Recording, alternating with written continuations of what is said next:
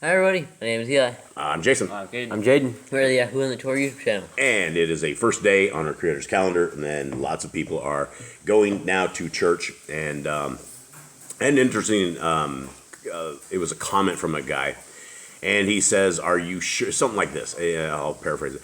Are you sure that people worshiping on Sunday are doomed? That was what he said, and I said it actually has absolutely nothing to do with people worshiping on Sunday. If you want to worship on Sunday, you can worship on Sunday. But the problem is most people are not obeying the laws, statutes, and commandments of our Creator and having the faith of Messiah Yahushua, who people know as Jesus the Christ. And so if you're hanging out with people that are eating unclean foods and they're worshiping on the wrong day and their entire moral and values are not in the Torah, and you think you're worshiping our Creator with his people, those aren't his people. The people of our Creator are people who are doing the will of our Creator, and you will not find that in a 501c3 Sunday worshiping church. Its doctrine is different than our Creator's. Ideally, you are worshiping on a first day, not a seventh day, and I guess the question was, how do we know which day is really the seventh day? And it's just like the Jubilee year. We don't. But if you're sitting there worshiping on a Sunday in the practices of religion, then you are not observing Torah. You're not keeping Torah because you wouldn't be hanging around Gentiles and you would not be, those aren't your people. And so you wouldn't want to be going to those churches. All right, so let us begin with this. And gentlemen, how are you guys doing? Good. Did you have a restful Shabbat? Yeah. Everybody good? Mm-hmm. You guys ready to take on the week? I think so. All right, here we go. And this is Revelation. Actually, it's 17 today, isn't it? Yeah, I think so. It's 17. I'm pretty sure. I mean, I don't think I've read 17. I don't remember it. I think it is 17. Somehow I got it wrong. Okay, so. Okay, here we go. 1.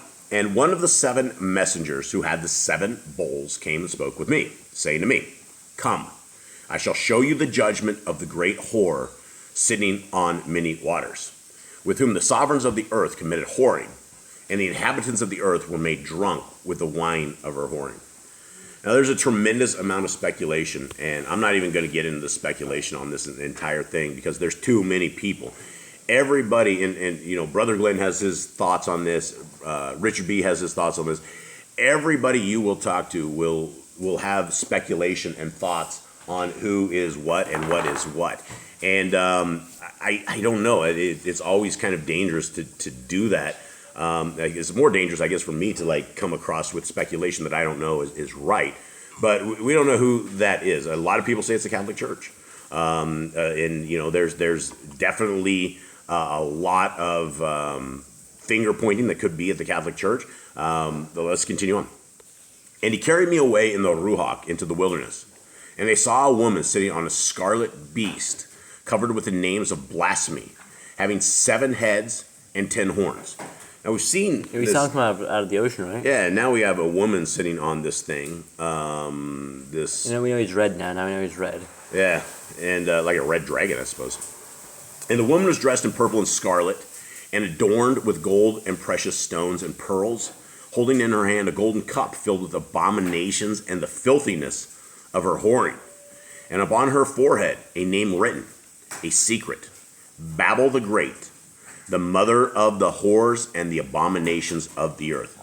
And you know, I guess North America would be like too young of a country to be like the evil, right? It's like we're only 40 years old is North America. We're the youngest of the nations out there that are power nations and things of that nature. All right, 6. "And I saw the woman drunk with the blood of the Kadeshim and with the blood of the witness of Yahuwah. And having seen her..." Does it say Yahushua? Yeah. Ooh, we missed it. We missed this one ourselves.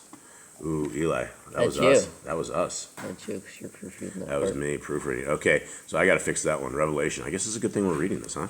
"The witness of Yahushua. And having seen her, I marveled, greatly marveled." Okay, the witness of Yahushua. And even Stephen Pigeon got that one right. So we got that one completely wrong. I will send that over to your mother for a fix. Okay, 7. And the messenger said to me, why did you marvel? Let me explain to you the secret of the woman and of the beast she rides, which has the 7 heads and the 10 horns. The beast that you saw was and is not, and is about to come up out of the pit of the deep and goes to destruction. Okay, so we know the pit from Revelation 9:11 is, it says Apollyon comes up out of there, and so all sorts of evil. I don't think we've seen a beast come up out of a pit yet. I think this might be future tense. Yeah, well, yeah. I ain't seen no beast. I remember talking about him. I haven't seen the pit open because we have not seen the grasshoppers, the man-made crazy grasshoppers. Remember that thing? The not man-made, but like the creepy grasshoppers that are like killing off everyone, that are feasting on the man.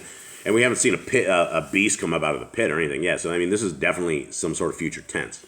Okay, and those dwelling on the earth, whose names are not written in the book of Kai, from the foundation of the world, shall marvel when they see the beast that was and is not and yet is. Okay, and so is the people that are marveling are the people that don't have their names written in the book of life.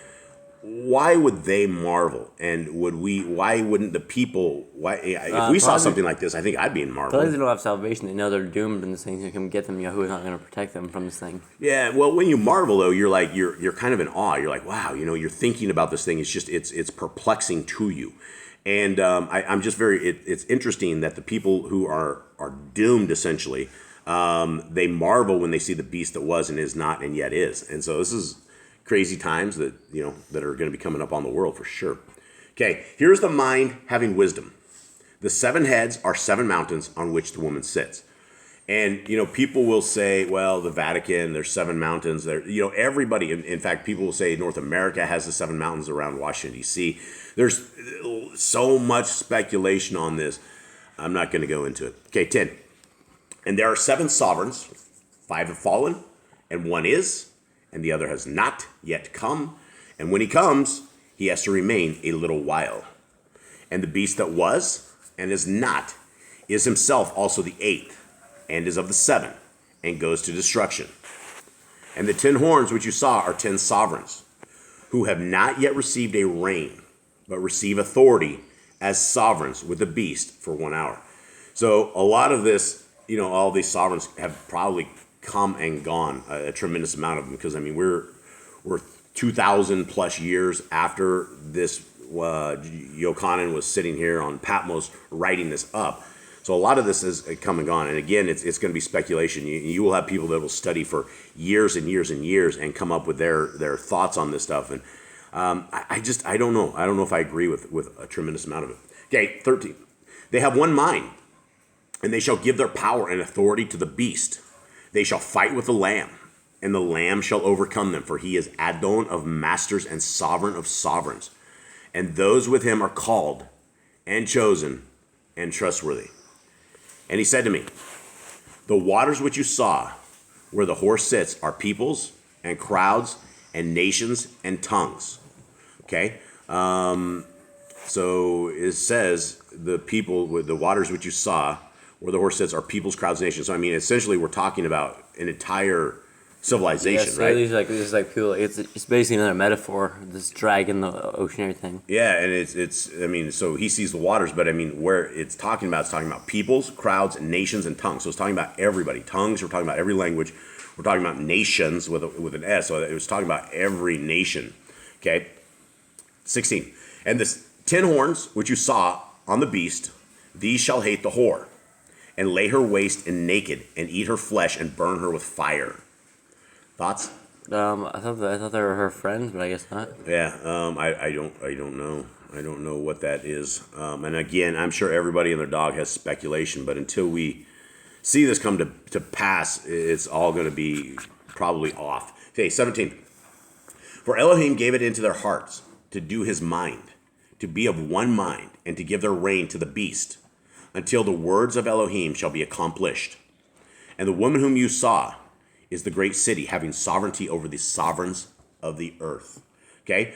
The woman is the whore, right? The woman's a whore. Mm-hmm. What you saw is that great city, having sovereignty over the sovereigns of the earth. So she was sitting on the mountains, and now she's being destroyed by the kings. Yeah, and so, Vatican City, is a city, right? And that is essentially a nation all of its own, right? It has its own laws, it has its own ruling, it has its own stuff. That could be because it's talking about that great city having sovereignty over the sovereigns of the earth. And that could very much be the Catholic Church. The Catholic Church does have control over everything. They control everything, all the way from the Jesuits all the way down to, within every part of their Catholicism legions of doom is it's crazy like this. Okay, so I think that's it. I don't have anything on this.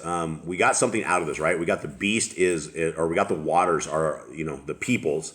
We have the woman. It says it's that great city having sovereignty over the sovereigns of the earth. So you're kind of limited with what that would be.